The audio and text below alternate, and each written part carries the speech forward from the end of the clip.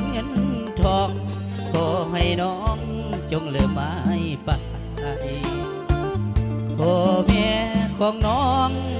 ปกครองให้น้องสบายทันยาให้น้องมันหมาย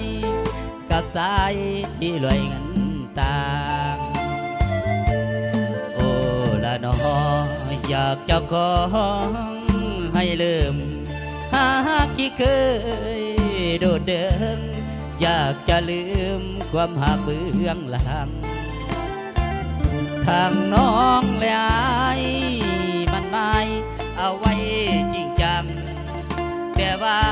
พ่อแม่น้องสั่งเลยผิดหวังไปพออายจนขอให้น้องเจ้าจงสุขีแต่งกับสายห่างมีสุขีเชิญน้องหน้ามน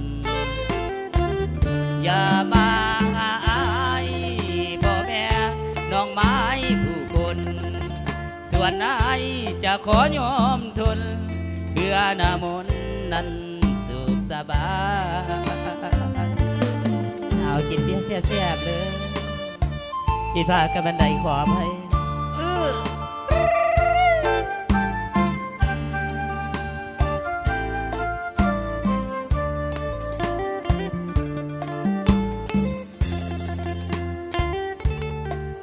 ไอ้เบาเพลงแค่ยินเหล่าได้เด้อยินเบียร์ได้เด้อ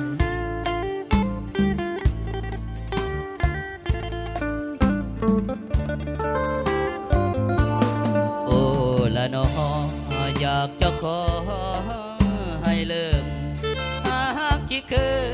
ยโดดเดินอยากจะลืมความหักเบื้องหลังทางน้องแลงอายมันหมายเอาไว้จริงจังแต่ว่าพ่อแม่น้องสั่งเลยผิดหวัง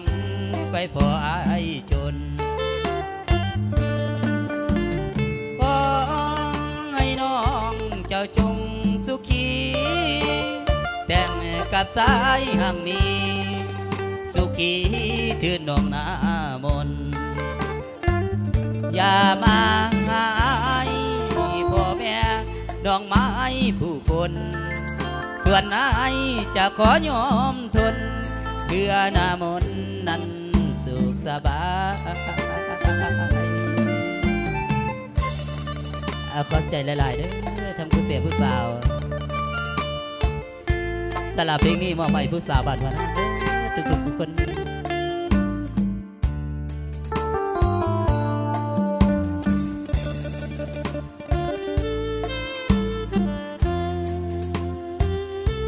สลับเพลงนี้มอบให้ทั้งเบาเพลงวันละน้อย